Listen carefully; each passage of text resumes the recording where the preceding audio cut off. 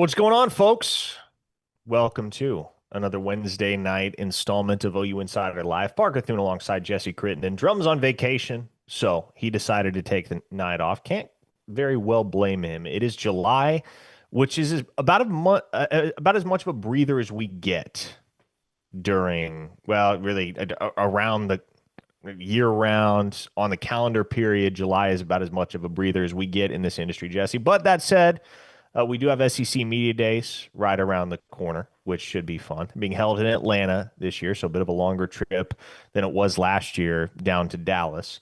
But those come your way next week. It is 1 week from today, Wednesday the 16th, that Brent Venables in Oklahoma will hold their sessions at SEC Media Day. But we're looking forward to making that trip. Obviously, looking forward to the start of fall camp come August. And in the meantime, there's really been no shortage of recent storylines to see us through what is typically a lot quieter period on the calendar, just in terms of news is concerned. But before we dive into all of it, want to remind you that this podcast, or I call it a podcast, this live stream is brought to you every single week by Riverwind Casino, which has been OKC's premier gaming destination for nearly 2 decades now. Almost 3,000 electronic games, table games, bars, and dining options, plus the best live music in the metro. It's no surprise that Riverwind is always a good time. The pod also brought to you in part by Jana King, the greatest team to ever clean, and a proud partner of OU Athletics, delivering spotless results from stadiums to any size business across the country. Check out those results and see which of their solutions might be best for you or your business by going to janiking.com. That's JANIKING.com.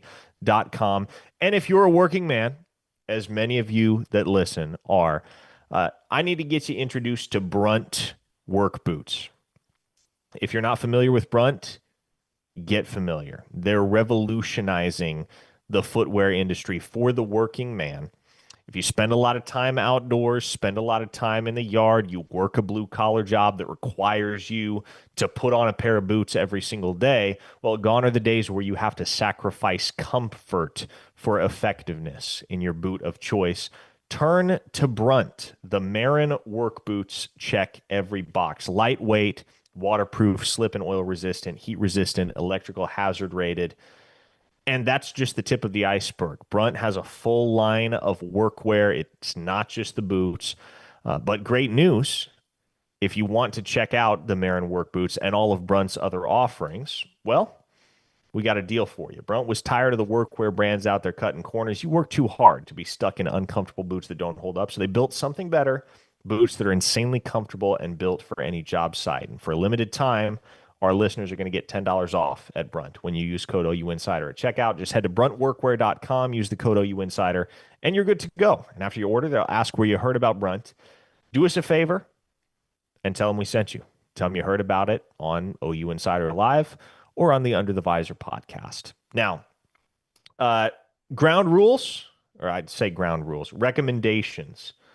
For those of you that tune in on a weekly basis, you know kind of how this operates. For those that don't, the YouTube super chat function is your friend. If you have a question that absolutely has to be answered, or you have a comment that you would like us to read, we can't promise that we will get to every single standard chat over the course of a stream because there are just so many that pile up. But the promise that we make to you every single week is that we will get to every single super chat over the course of the stream, regardless of the amount, the financial contribution that comes attached to it. So send us a super chat if you have a question that you absolutely have to have answered, and we will discuss it. I'm excited to have Jesse on tonight because he provides some really valuable perspective on a variety of topics. Eager to hear his thoughts on SEC Media Days coming up, the recent news that Oklahoma is going to be hiring a new athletic director. But Jesse, off the bat, minutes before we went live, minutes before we went on air, Ross Dellinger, a colleague of, or I guess former colleague of ours at Yahoo Sports, dropped a really, really fascinating Twitter thread about a bill that is going to be introduced in Congress here before long, which is called the Student Compensation and Opportunity Through Rights and Endorsements Act. So acronymify it. The SCORE Act is what they're calling it. And there's a lot to digest here, Jesse. And obviously, with when this dropped versus, I guess, in relation to when we went on air. We haven't had the chance to dig into it in a comprehensive sense yet. But some of the implications that kind of just stare you right there in the face when you begin to read through the thread that Dellinger posted on Twitter, some fascinating stuff happening at the absolute highest level right now when it comes to college football and college sports as a whole. Yeah, there's no way to analyze every single part of this thread in just a few minutes. I mean, even just these little tidbits that Ross has dropped, I mean, I think would take a long time because the sum of this, Parker, is that this is basically a bill that would impact essentially every single aspect of college athletics. And not only just what happens on the field, what happens off the field. NIL deals, I mean, he's got things in here mentioning providing health care for athletes. I mean, specifically about placing limits on what agent compensation can be with NIL deals. There's things in here that would require athletes to publicly release details of their NIL contracts. There's stuff in here about providing things for ex-athletes within 3 years of leaving school. There's stuff in here about schools that earn at least 50 million annually in media rights revenue are not permitted to use student fees to support their athletic programs. That would absolutely impact Oklahoma and other SEC schools, other Big Ten schools.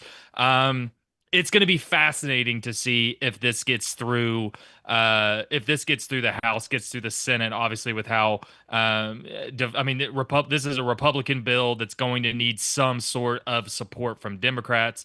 The thing about this, Parker, is I think this bill basically in one act summarizes where college athletics is right now, and the fact that there are so many unknowns about the landscape that they're basically trying to introduce in one bill legislation that would impact almost every single aspect of college sports. And it's just, I, I honestly think we're going to need a lot of time, and there's going to be a lot of amendments to this bill and all this kind of stuff. But this is, if you want to know, if you want to understand just how big, how unknown things are in college athletics right now, read this thread because there's not an aspect of college sports that isn't touched. So let's hit some of these more important aspects and break it down because I've already got people in my Twitter mentions asking, hey, can you kind of outline some of the more important details here?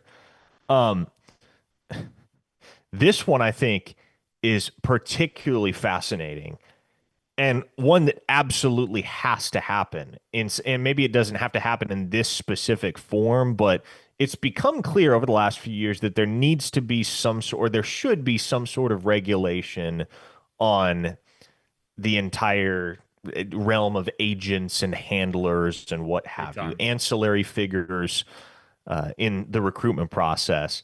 And in one of Dellinger's tweets in this thread, he says the act places parameters and requirements around agents, most notably limiting agent compensation to 5% of a total athlete deal. Coaches told Yahoo Sports this week from Big 12 Media Day that agents are often charging 10 to 20%. That's absolutely true.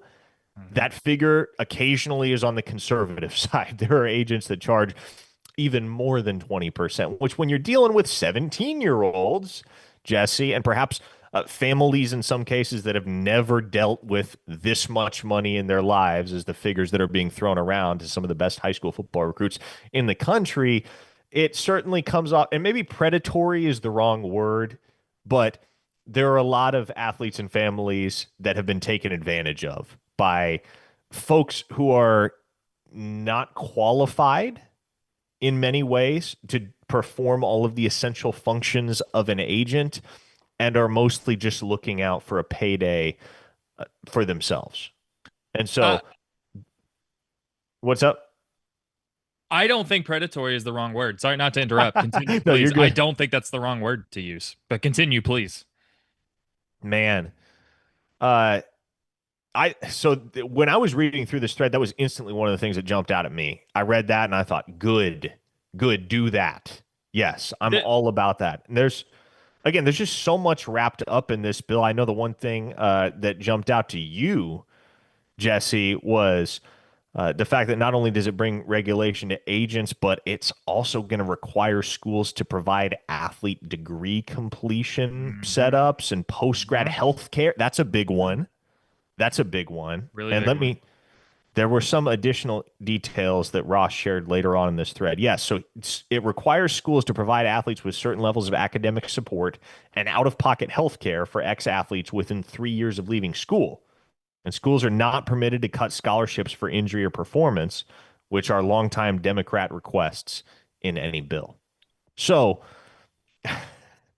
I'm not even sure, and until I see the whole bill, or at least a very, very in-depth summary of it. And I think Ross has done a good job kind of condensing it down in concise fashion. But I don't know how I feel about the bill as a whole, but there's a lot of stuff just contained in the Spark Notes that he posted that makes you go, yeah, I really like that for everybody involved. There's two things I think just to quickly add to what you touched on. I think even with agents, look, there's not a lot of things that college coaches can agree on. Like everybody can acknowledge there are issues. There's not a whole lot of crossover in terms of those solutions. One of the things is agent regulation. I think most coaches in every single Power Four and Group of Five league can acknowledge there needs to be regulations there because obviously there are agents that are going to be looking out for not only qualified but looking out for the best interest of these athletes, but a lot of cases there aren't.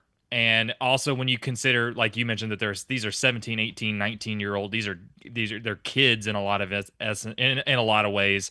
It's a business ripe with potential predatory people. So I think having some guidelines, having some parameters on that is good. I think the other thing for me, Parker, in terms of trying to sort of maybe badly summarize what's in this thread and all the things that are going to come in the bill without having actually read it, I think it's interesting to think that what they're kind of doing is in one bill, kind of bringing together the ways that college sports have become more professional because we've talked a lot about the college sports model becoming more and more like the NFL, becoming more and more like the NBA, especially with these dollar figures and endorsement deals and things that we're seeing. But there's still these academic traditional college aspects of it too, like you just touched on, that there will be degree requirements or schools needing to do more to help kids actually pursue these degrees and stuff. So I think that kind of stuff, depending on how it works out, could potentially satisfy the crowd of traditional fans who are like, well, what's even the point of these kids going to class anymore? Well, this is a bill that could potentially address some of that. So basically, I think to summarize it, you're kind of acknowledging the vastly changing landscape in the ways that it has become more professional while also still maintaining some semblance of traditionalism. This is a fascinating bill and one that's going to be interesting to monitor. I tell you, the more I peruse everything that Ross laid out in his very comprehensive thread, the more I love this, Jesse. The more I just absolutely love a lot of the things that are being put forth in this bill.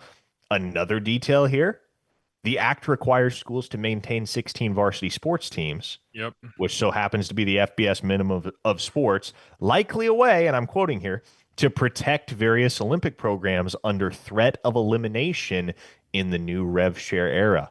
And this is something that has been a particularly prominent topic of discussion over the last few months, Jesse, not just in the Oklahoma sphere, but nationally. Is, man, hey, non-revenue sports, they're on the chopping block if college athletics continues down the path on which it currently resides, because there's so many things, so many sports, so many programs, so many scholarships that are going to be sacrificed on the altar of feeding the football machine Mm-hmm. at so many of these institutions. And so if there is a stipulation in this bill that ensures that at minimum 16 varsity sports per institution are going to be preserved, I think that's great for collegiate athletics as a whole.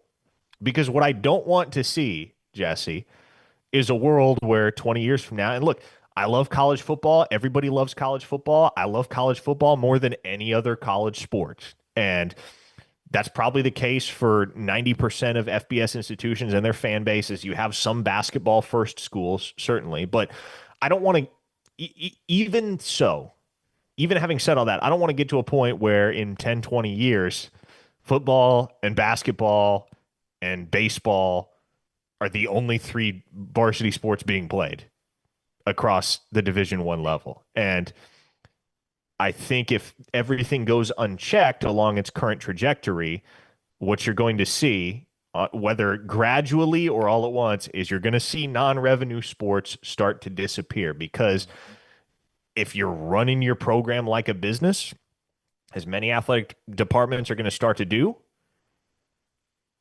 well, anything that's not making you money is costing you money, Mhm. right? Well, I mean, I would say everything you just said, and to add on to that, like, is the revenue and it's undeniable, and in a lot of ways, it's not a bad thing. It's an important, it's a necessity, and the revenue that football generates, not only just the interest, but the revenue it generates, is very important for schools for a lot of different reasons. Having said that, I think it's important to say that the revenue is not doesn't have to always be the number one determining factor in whether a sport is important or not. There's a lot of reasons why these different sports are important in a very broad sense, but revenue doesn't always have to be the number one thing we think of. And I can tell you this. I mean, I'm sure folks everywhere, but specifically folks at Oklahoma, I'm telling you, in these non-revenue sports, which is almost everything, almost everything Yes. is a non-revenue sport. In a lot of ways, even as much as softball has grown, softball Yeah. in a lot of places is non-revenue. Baseball in some places is non-revenue. Those folks have been worried. I can promise you, people at Oklahoma in these non-revenue sports have been worried about the future of their programs. And so yeah, I think if you can get something in here that guarantees not only a minimum number of varsity sports, but that these or these programs don't also have to be worrying constantly about the revenue they're generating, it's crucial. It's an important element. I just completely spaced out. Where was I? I was going to vamp off a point you made just then. Oh, Revenue. yes, this is where I was going. At the University of Oklahoma, and of course it varies school to school, there are two revenue generating sports at Yes. OU. Yes. And it's exactly what you'd expect: football and men's basketball. Not even softball, folks. And keep in mind, Oklahoma has the softball program that flourishes more than any other in the nation. Not even softball is a revenue generating sport at the University of Oklahoma.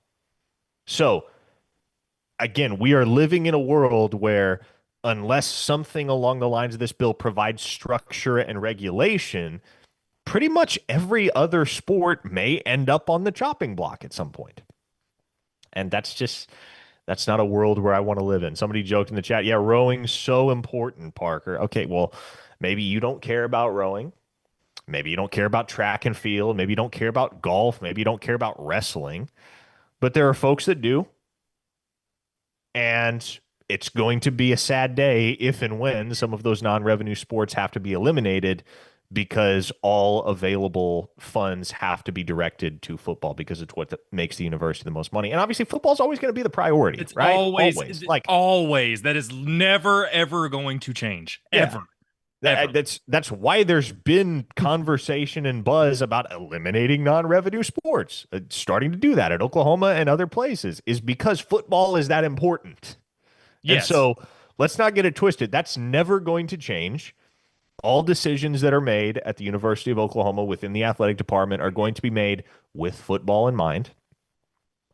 And so that's never going to become secondary to anything. I want to know, Jesse, because obviously the news dropped Monday morning that Joe Castiglione was expected or is expected to retire, I should say. Had the press conference on Tuesday morning, officially announced, yeah, I'm stepping down at the end of the academic year. I'll serve as an emeritus until 2028, but we're going to begin the process of looking into a new athletic director.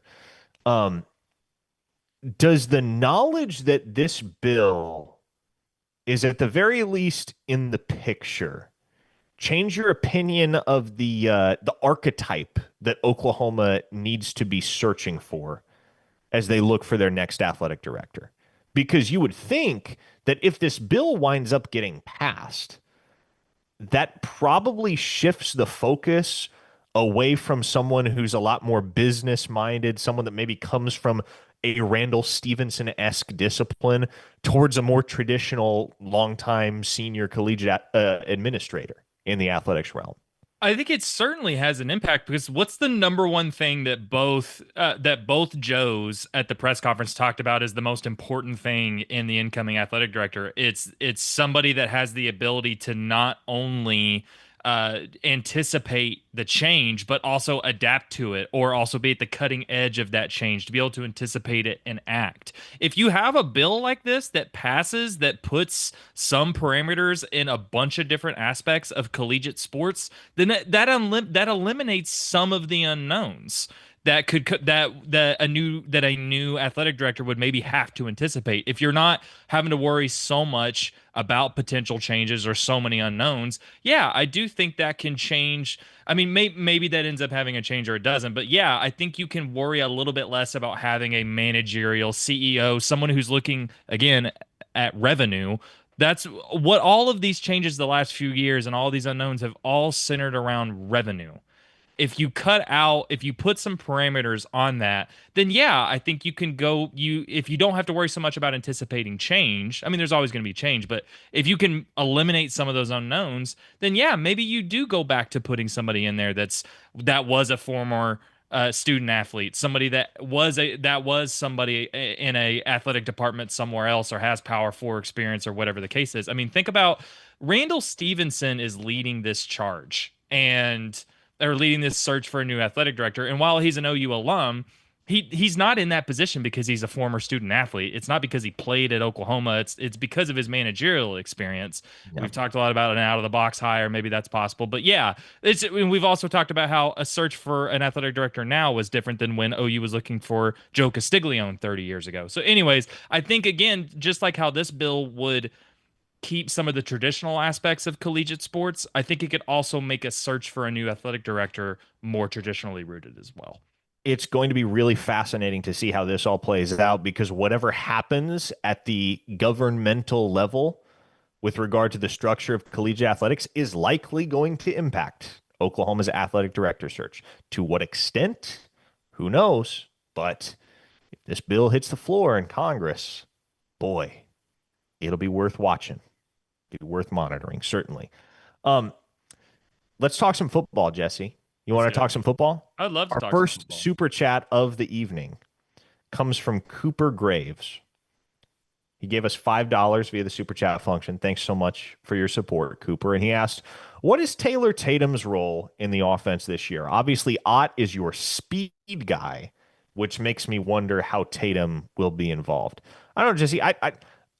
I would be reticent to categorize Jaden Ott as Oklahoma's quote unquote speed guy. I think that's I think that's probably a very it feels like an underestimation of what he's going to bring to the Oklahoma backfield. It feels like sort of a one-dimensional characterization, and Jaden Ott is certainly not a one-dimensional running back. Not only selling him short in terms of his ability, but I think it's also selling him short in terms of his workload. They're bringing him in to be not only the clear number one, but to be a guy that can handle 20 to 25 touches a game. That's why you bring him into the fold. I mean, Parker, keep in mind, this is a guy, he had 246 carries in 2023. This is a guy that has a season where he caught 46 passes. So he's not only just running the ball, but he's a receiving option. Keep in mind that his freshman year, when he caught 46 passes, that's more passes than any OU pass catcher caught last season. That would have ranked number one on the entire team if he caught 46 passes for Oklahoma last season. That would have ranked number one. So, anyways, all that's to say, I think really what this it's a good question because there is a lot of questions about what that backfield will look like behind him because even with the departure of Gavin Sawchuk, you still have Xavier Robinson, you still have Javante Barnes, you still have Taylor Tatum. It's really going to come down to how much workload do they give Jaden Ott? Is he a guy that's going to get 20 touches minimum per game? Is he a guy that's going to get 75% of the snaps? How many two running back sets are they going to incorporate? Are we going to see Are we going to see Taylor Tatum and Jay Nod on the field at the same time? It's just, I think it's hard to predict right now. But I will say that if Jay Nod is healthy, he's going to dominate the touches. He's going to dominate the workload. And everybody else behind him is going to be kind of fighting for scraps. And at that point, it's going to be about can Taylor Tatum not only put the fumbling issues behind him last season, but can he establish, hey, I bring this to the table better than any of these other running backs? Yeah, let's be clear. Jaden Ott is your RB1 this fall. Until proven otherwise, unless proven otherwise, I don't foresee that happening, frankly. Jaden Ott is your RB1. The battle is a battle for RB2 between Javonte Barnes and Xavier Robinson and Taylor Tatum. And let's be completely honest with ourselves here, Jesse. There's simply not enough carries to go around for four backs in a No. backfield. And so somebody is getting left out in the cold. I don't know who that's going to be. We probably won't know, not only till the end of fall camp, but probably not even till the end of non-conference play, because you would expect that early in the season, obviously you can't really toy around with a program like Michigan coming to town in week 2, but you'll have the Illinois State game and you'll have the Temple game to get a bunch of guys a bunch of looks, figure out whether Tatum has put the fumbling issues to rest, kind of figure out who's got it going into the fall of 2025 and going into the meat of your schedule, the gauntlet that is SEC play. But somebody has to be RB4 Mhm. between Tatum, Robinson, Barnes, and Jaden Knott, obviously, up there at the top of the depth chart. Somebody is going to wind up with the short end of the stick. That's I'll, just reality. And I'll quickly add to that. In that group of three you just mentioned for RB2, there's going to be games where the number four guy or any of those guys don't see the field like at yes, all. It's gonna 1000%. it's gonna happen. Yeah. I mean, think about who's your RB4 last year for most of the year, because Xavier Robinson was RB5 until what, the Missouri game, when all of a sudden, boom, there he is on the field making plays. But your RB4 for most last season was Sam Franklin. How often did Sam Franklin touch the field? Even when things were completely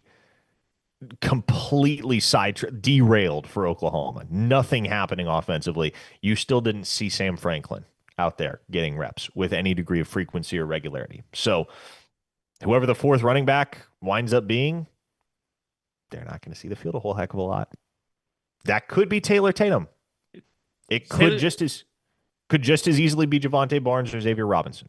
Taylor Tatum could be the number two guy, but I'm telling you, if there's already a log jam for that number two spot and he has fumbling issues again, he's gonna fall to number four. I mean, that's also the other aspect of this too. I mean, it's going to be a battle for number two. But again, Parker, that number two spot might be a guy that gets 15 to 20% of the snaps, and that's already a very, very small workload. Okay, Not a lot of opportunity. we have another super chat from Glenn Warshaw. $5 contribution. Thank you, Glenn. Mm-hmm. He asks, who will be OU's starting tight end in game 1? I feel like I've been posed this question 20, 30 times already this offseason, and I don't have any clue. I don't feel like I can give you even a likely guess as to who that might be, because I think you can pretty safely rule out the walk-on, John Locke, and the true freshman, Trinae Washington. You have 5 other guys in the room, Jesse, that are going to be competing and are going to have a chance to break camp as the starter. Caden Helms, Cade McIntyre, Carson Kent, Will Huggins, and of course, Jaron Kanik. It could be any of those 5. Who do you like? So I wrote in a column last week. I actually was looking at the tight end room and I was like, what's realistic to expect out of that room? So then I started looking at Washington State stats the last 2 years, because obviously you had Ben Arbuckle there, you had John Mateers, the quarterback last year. Parker Cooper Mathers was the tight end the last 2 years at Washington State, as most people know. His average season over the last 2 years was 18 receptions, 250 yards, and 3 touchdowns. It was actually uncanny how similar that average season was to what Carson Kent last season did. So I think it's going to, I say that to say, I think it's going to depend on what Oklahoma's looking for out of that tight end room. Are you looking for someone who can give you some semblance of a pass catching threat, a proven reliable guy? It's probably Carson Kent. If you want to know what to expect, you know what you're going to get, and you can work around that, because Washington State proved, Ben Arbuckle proved, you don't have to have a 40 reception guy as your tight end. Carson Kent can probably provide that. If you want somebody with upside and athleticism, speed, maybe gives you more of a blocking aspect, then I think you widen that scope. Maybe it's Kate, if Caden Helms and Cade McIntyre can stay healthy. Obviously, I don't know for sure. Maybe it's Jaron Kanik, just from an athleticism perspective, and maybe he gives you something as a receiver. Parker, I honestly think, I mean, I think there are still good players in Caden Helms and Cade McIntyre. We just haven't seen them. Yeah. They just haven't been healthy. My guess is it's going to ultimately come down to Jaren Kanak and Carson Kent as the two guys who are probably the two guys that lead that group in snaps. And I'd also expect that those two guys will share some responsibilities, even if one is the starter over the other. Yeah. My answer right now, as of July 9th, highly subject to change depending on the zillion different ways this battle could go in fall camp. But my answer right this second would be Caden Helms. The word coming out of spring, per the folks that I talked to in that program, is that Helms was the most consistent all around guy. Now, there may be others who are better at one specific thing, but in terms of just doing all that is required of the position and doing it all at an acceptable level, there's no Achilles heel to Caden Helms' game. He's very well rounded, and so that's enabled him to create a lot of value for himself thus far this offseason for Oklahoma on the practice field at tight end. So I would give the edge to Caden Helms right now. Obviously, it must be acknowledged that Jaren Kanak is easily the best pure athlete in that room and therefore has the highest ceiling. And Carson Kent is pretty unquestionably the most experienced guy when you're talking about the amount of snaps that he has taken at the collegiate level and the amount of football that he has played. So I'm I gotta be honest, I gotta see it to believe it with Will Huggins. Mhm. He caught one pass in 4 years at Kansas. So does it finally come together for him as a sixth-year senior? You hope, but it's not necessarily something I'm counting on by any stretch. And then it's really, really hard to gauge where McIntyre's at because he's had such struggles staying on the field. It is worth noting, though, that when he has been healthy, he has seen the field. He has Mhm. played. He has been in that mix for Oklahoma at tight end. Um, Elsewhere in the YouTube super chat, Mongo tosses $5 and said, shout out to Joe Castiglione. Yes and amen. He also threw us another $20 and said, I feel like I'm getting too old for the recruiting circle. I've been following insider recruiting for 20 plus years and I've seen it all. Yeah, you really have. You've been following it for that long. Mhm. But I've never been more fatigued by anything as much as I have by all the doomers. Well, before I ask Jesse to weigh in, as far as the recruiting doomers are concerned, I'll add this because I know we need to address it because we teased in the thumbnail. Four-star defensive end target Jake Kreul, who is on the cusp of five-star territory, according to our industry rankings at Rivals, cut his list down to three schools yesterday. It's Oklahoma, Ole Miss, and Texas. And I think it's pretty well understood across the industry that Oklahoma has the edge right now. They are the leader for Krell. They have to hold that lead, and ultimately they have to win football games this fall in order to seal that recruitment up. I think a decision will come this fall. September, October is my feeling on when we get a resolution to the Krell saga. But if a refrain that I feel I have constantly repeated lately, Jesse, is that the Sooners have to win this fall Mhm. Mhm. because it very much feels that many of the high profile recruitments in which Oklahoma is involved, most notably that of Krell and that of 2027 four-star quarterback Peyton Houston, those battles are going to be decided ultimately by what Oklahoma is able to do on the football field. I think Oklahoma is in very strong position to land both of those guys. But those guys will commit elsewhere if Oklahoma doesn't improve this fall. The improvement is fully expected. That's why you brought in Ben Arbuckle and John Mateer. National pundits, to a man, are exceedingly high on Mateer and what he can bring to this Oklahoma offense. But it has to actually materialize, Jesse. Oklahoma has to be a competitive football program once again in the SEC because they don't. For one thing, with Joe Castiglione phasing out, the next athletic director, whoever he may be, is not going to show the same level of partiality to a guy like Brent Venables as Joe Castiglione would probably be willing to show him as the guy who hired him. And so there's going to be increased scrutiny in that regard. But also, man, it feels like there are so many kids and again, most notably Kreul and Houston, that have bought into the culture at Oklahoma, love the coaching staff, love the way that everything is aligned in Norman, but want to see, have to see the program play competitive football before they can confidently commit. I don't even know if I have anything to add to what you just said, except there's the fan in me can understand having a doomer aspect. I mean, with the Oklahoma City Thunder, if they go down five in the first quarter of a game, I just assume it's over, even though I know it's not. So I can understand that aspect. And I also just understand. Look, Oklahoma's coming off of a 6-7 season. They've done that 2 times in the last 3 years, and not only that, you go into a season just filled with all kinds of expectations. And not only expectations because of the history of this program, but because you go out and make all these changes. You go out and like you get Arbuckle, you get Mateer, you get Ott, you get Jake Michael, you get all these different guys.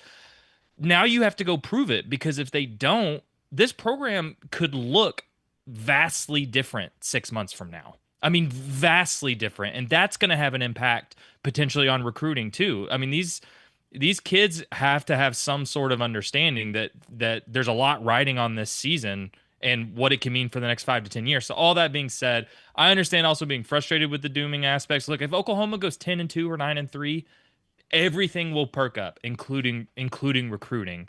But yeah, ultimately, every single aspect of a program comes down to what you do on the field, and recruiting is probably impacted most by what happens on the field. I think it's fair to say Oklahoma is the most mysterious team in the SEC, maybe the most mysterious team in the country going into the 2025 season. Because, for one thing, Jesse, this roster looks radically different than it did last year, especially on the offensive side of the ball. There have been so many changes that have occurred this offseason to the entire operation at the University of Oklahoma. But also, it didn't really feel like we ever knew a ton about that 2024 roster in the first place Mm-hmm. because it was constantly so battered and beleaguered by injury. That's And it. Yeah. so, even your starting point to kind of start to process what Oklahoma could be in 2025, you have to acknowledge there are a lot of unquantified variables in the equation if you're just trying to process through everything that 2024 was.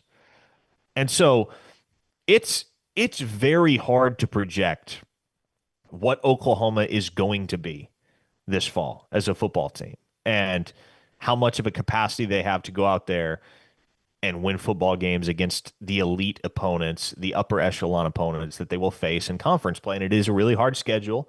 That's been well documented, but it feels like, it legitimately feels like, I don't know how many other teams across the country could say this about their schedules. You look at every single one of those games without exception in SEC play, Jesse, and you can say the same thing about Michigan in week 2. Every single game on that slate is winnable, and every single game on that slate is losable. There is not a game in SEC play, and again, you factor Michigan in because it's the marquee non-conference game.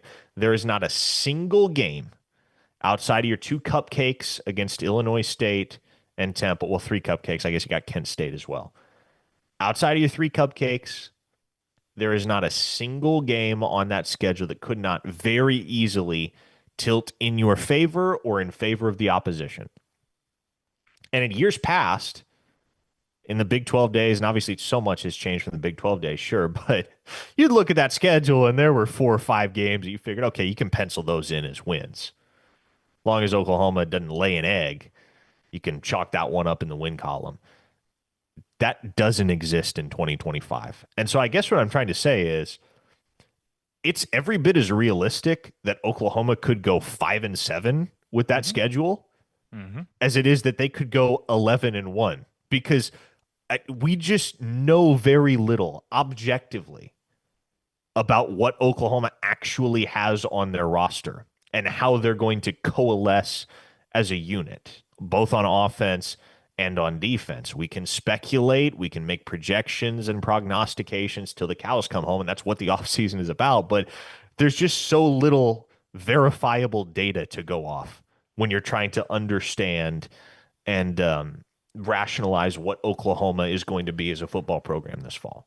not only roster changes and coaching changes the last few months, don't throw those out the window. The fact that we're entering this season with Jim Nagy as the general manager for the first time and the staff that he's built out, that's a variable. Joe Castiglione has announced he's going to retire in the next few months, and the guy leading that charge for a new athletic director is Randall Stevenson.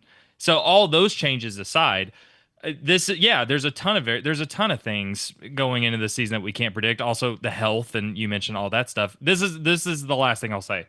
I think everything you need to know about the way this season is going to go and whether this program is ready to seriously win. Week 2 against Michigan, week 4 against Auburn.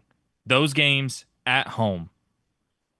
You win those games if you're serious. If you're serious about winning 9 games, if you're serious about winning 10 games, you win both of those games. And I think they need them not only to seriously win, but to have momentum to get through the season in a way that's positive. You lose one or both those games, I think things could the wheels could fall off pretty quickly. If you're serious about winning, if you're serious about getting recruiting to where you want it to be, all those things, you win both those games. Again, this could be a playoff team. This could be a 5-7 team. Ultimately, a lot of it comes down to whether John Mateer is going to resemble the guy that he was at Washington State a year ago. And he's a guy that's never taken meaningful snaps in the P4. But he did lead the FBS in total touchdowns last year. Mm-hmm. Doesn't feel like a shot in the dark when projecting John Mateer's productivity this fall at Oklahoma. But you also must take into account the reality that he's going up against a level of competition he has not faced with regularity in his college career. Well, and with an offensive line that I think has a lot of variance in terms of how good it can be. And is the wide receiver room going to die this year like it did like it did last year? Oh, brother. You can't have deaths like you did last year. Mongo gave us another $2 via the super chat function. Thanks again, Mongo. And he said, no resting heart rate in the SEC. Ain't that the truth?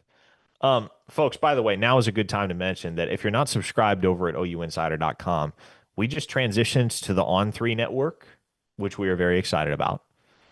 But also, there is no better place to be for OU intel and insider information and just robust overall coverage of the athletic program.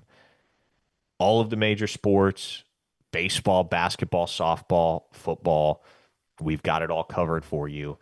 But especially when it comes to football and recruiting intel, we're the best in the market. Come check it out. See for yourself. Great deal about joining On3 is that they always have a very, very solid onboarding deal for new members. You can try us out for a week for just $1. Spend $1. You get full access to everything we're writing and posting at ouinsider.com. All of our reporting is accessible. If after a week you like it, you want to stick around, that's great. We'd love to have you. If not, it was $1 out of your pocket. So there is absolutely no reason whatsoever not to give OU Insider a try.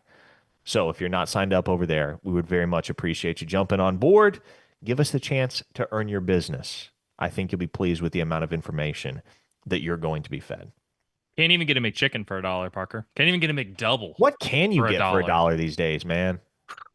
Man, in this economy, couldn't tell you, but back in my day, you could get a McChicken for $1.09, for $1.09. Can't do it. I remember that. I used to go to McDonald's, spare change, get you a McChicken. Yeah, man. Not Sonic today. for me in high school. Yeah. You get out of school, and it'd be happy hour at Sonic. Mm. A bunch of stuff that was either half price or discounted. Yeah, you could get a meal, get a drink, not spend much more than $3 or $4. Do the kids go to Sonic? Do they go to Sonic these days? Because I definitely did. I aged out of Sonic. Man, Sonic's food is not that good. That's one of those things that you get to a certain age and you realize, yeah, Sonic's food is not that good. Beverages, great. Food, the beverages and the mozzarella sticks. Those are the reasons to still go to the Sonic. phenomenon of mozzarella sticks is just so interesting to me. We were actually talking about this on the radio today. Because if you handed somebody 6 cheese sticks, they would not eat 6 cheese sticks. But if you deep fry those cheese sticks, serve them with some marinara sauce, suddenly that's an appetizer. Give me ranch instead of mozzarella, and I'm there with you. I'm Mm. there with you. Yeah. Chuck Carney is accusing you of being a Debbie Downer in the comments. He said, "Yeah, you can hear Jesse cry about Yeah. OU for $1." Okay, I'll say this. I see that about I'm negative. I hear that, and I hear that as constructive criticism, or I don't. Am I negative? Am I too negative, I Parker? don't Maybe think I you were don't see overly it. negative, Jesse. And Thank you. people think you're negative now. Boy, you should have seen all of us, and many did, as we navigated the football season last fall. When you have to go to every game and just see loss after loss, like you actually have to go to those games. Yeah, we had some car rides and flights back that were frustrations were vented. Absolutely. Someday, I'm gonna have to go back and watch the post game podcast that we recorded after the Missouri game because you want to talk about fed up. I think that was that was the height of the negativity last fall was following the Missouri game. Missouri game. I think we had Brian Clinton yelling in the post game podcast, and that man doesn't yell. He was using his dad voice. Yeah, He was no using his joke. father voice. Okay, Jesse, circling back to the athletic director conversation, because obviously that's prominent right now. It's going to be a lengthy search, so this will probably be a topic of significant discussion for like a week, and then it'll kind of get dragged back under in the news cycle until whenever things really start to heat up with whatever candidate or candidates emerge. But if you are Joseph Harris, the president of the University of Oklahoma, whom I realized today, and it was pointed out to me via a texter that texted in while I was on the radio. I couldn't figure it out for years and years and years, but it was revelatory when I realized Joe Harris sounds exactly like Ted Cruz. He sounds exactly Oh, like don't Ted tell me Cruz. that. Yep. Don't tell Even me has that. some of the same like mannerisms and dictation patterns as Ted Cruz. I was like, oh, yep, there it is. Oh, don't tell me that. That is Oh what it man. is. But if you're Joe Harris, what kind of person are you looking for to be the next AD at the University of Oklahoma? I think even as much as I think almost even regardless of whether this bill that we talked about earlier could be passed or whatever legislation could pass or whatever parameters are set, regardless of all that, I still think you're needing somebody with collegiate experience, either as an athlete or somebody who has spent time in an athletic department, preferably for a Power Four program. I think you just still need that because I think regardless of how business oriented college sports could continue to get, regardless of how much of revenue discussions or anything else. I think at the heart, and I think you heard both Joes talk about it at the press conference yesterday, that it's still about what happens on the field. It's still about roster building. It's still about understanding what happens within a program. It's still understanding culture. And even if some things are common across industries and businesses, sports are still just different. There are just things you get in sports that you don't get elsewhere. So I think I don't know if this is a specific enough answer, but I think to the question of how out of the box this hire could get, I think you still go get somebody with real collegiate athletic experience. I think you do. You And just do. people are saying in the chat, Randall Stevenson is hiring the AD. Important distinction here. Randall Stevenson is leading the Leading the search. search. Does not mean he's hiring the AD. And it is Ultimately, interesting. It's interesting that he's leading the search 100%. it It is. though it for a bunch of different reasons. The number one thing being how important he has become within the structure of the athletic department and the university as a whole that they are have tasked him with leading the search. But if it, just a gut feeling, if you're asking me, are they getting somebody with no collegiate experience or somebody with 30 years of collegiate experience? I'm leaning the latter. And I think that is the most likely outcome. Now, what does that experience look like and who it is? I don't know. But I think that's what I would still go with. And if I had to guess, that's what they'll go with too. That's what Should I'd be say. interesting. Again, this bill has the opportunity to change a lot as far as Oklahoma's priorities in the search if Absolutely. it gets passed, which I don't, I frankly don't know enough about the political sphere, despite the fact that, yes, my uncle is the Senate Majority Leader. Oh yeah. I don't know enough about the political sphere to confidently project whether the bill is going to get passed or not, but if it does, it could change a lot about what Oklahoma values in its next AD. Um, so we have people are saying Masai Ujiri for AD, and didn't isn't he the guy I that like it. runs the Toronto? Is he the Well, owner or the GM or the he Toronto was the Raptors? GM of the Raptors, but then got let go or dismissed after the draft, which was like he handled the draft, made the picks, and then like a day or two later got fired. Mm, But he I was just the googled him. GM when they won the title in 19 with Kawhi. NBA Executive of the Year in 2013. Okay, well that'd be interesting. I mean, I mean, he is well respected within the NBA. It was kind of shocking that he was let go, especially after the draft. But I would love it because I love the NBA. But Is that the is that the ownership's way, kind of saying we hate the selections you made? I I think if it was a more competent, because I have questions about the ownership, I think you would think that's what it would be, but I actually think it's more likely that they didn't think through the timing of it and not recognizing, oh, we're about to let this guy go, but we're gonna let him make these decisions and also make the decisions after a really bad year. I think it's lack of critical thinking more than it is anything else. MES in the chat has made a judgment or issued a ruling on Masai Ujiri. He said, no NBA jokers, please. So there you go. He's out. All right. Um, State 5 Stinks asked, who leads for Krell? We talked about Jake Kreul a little bit earlier in the stream, but if you missed it, OU leads right now. They do. Um, Texas and Ole Miss also in the top three for the talented four-star defensive end out of IMG Academy.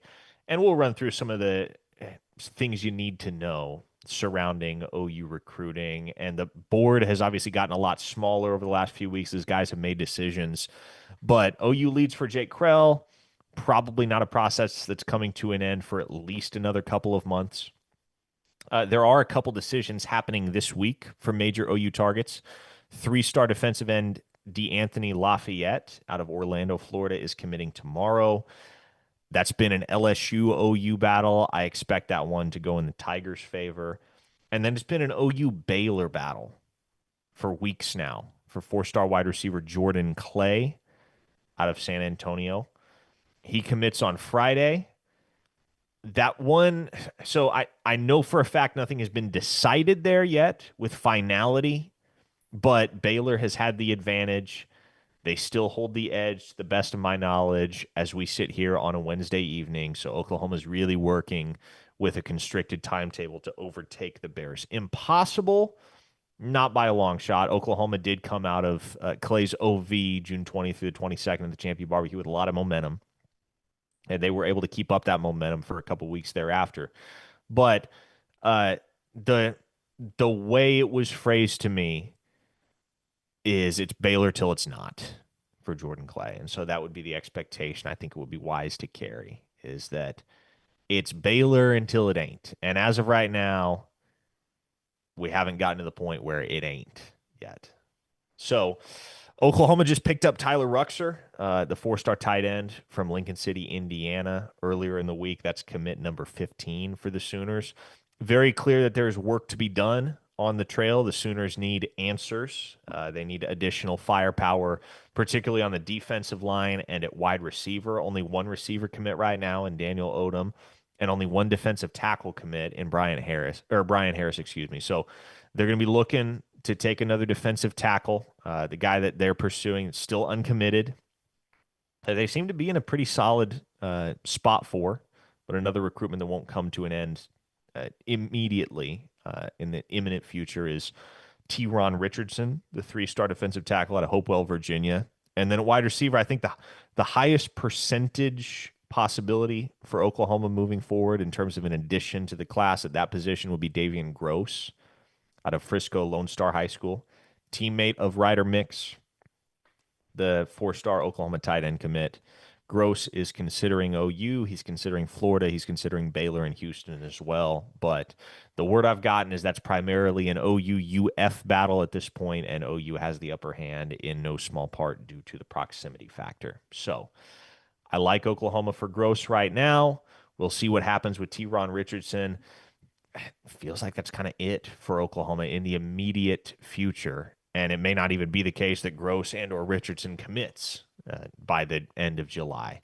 Kreul definitely feels like you're waiting for a while there to find out what his verdict is going to be. And then I know four-star edge rusher KJ Ford out of Duncanville is expected to commit to Florida on Friday, but OU's going to play the long game there, try to position themselves for a flip come the fall. If they win games, and again, very popular refrain, an obvious caveat to a lot of the things that Oklahoma is doing on the trail right now. They're going to either enhance their ability to close strong in the 2026 class by winning games in the fall, or they're going to shoot themselves in the foot and perhaps see Brent Venables escorted out the doors if they don't win games in the fall. So a lot is riding on what Oklahoma does on the football field this season. Chuck Carney says, wow, I'm starting to feel like Jesse. Things aren't sounding good. Oh, Well, come on, Chuck. Come on, Chuck. I'm not all that negative. I'm not all that much of a downer. Actually, Oklahoma, I've been feeling great because the Thunder won a title. So I've been feeling fantastic about sports. Oklahoma's got a top 20 class in the country right now, according to the On3 industry rankings. So, and that's with only 15 commits, mind you. So, is it a huge class? Is it where it needs to be right now, quantity wise? Probably not. But in terms of quality, I think you like the additions that Oklahoma's made on the recruiting trail thus far in the 2026 cycle. And again, folks, if you want all of the best intel, and shoot, thank you for bringing it up in the chat, Jeff, because it slipped my mind somehow.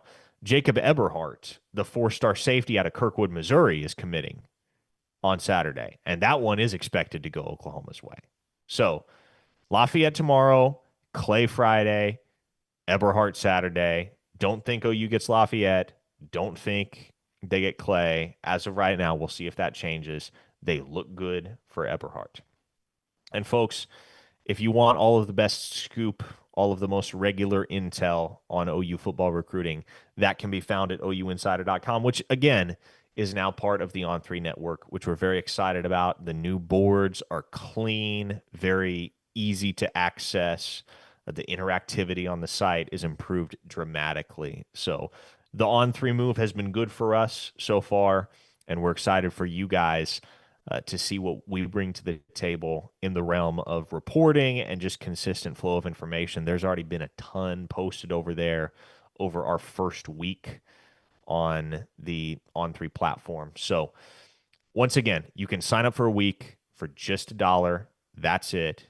You want to stick around in the long term, you can. If you don't think the week was worth your $1, well, you can go your own way.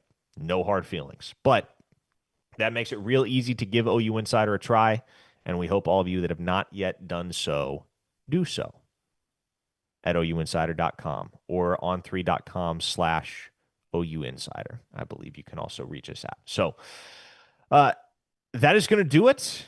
Subscribe to this YouTube channel. We'd greatly appreciate that. That is completely free. Won't cost you a dime. Won't put you on a mailing list, but a real easy way to make sure you're staying up to date with everything that we are putting out in the realm of digital content.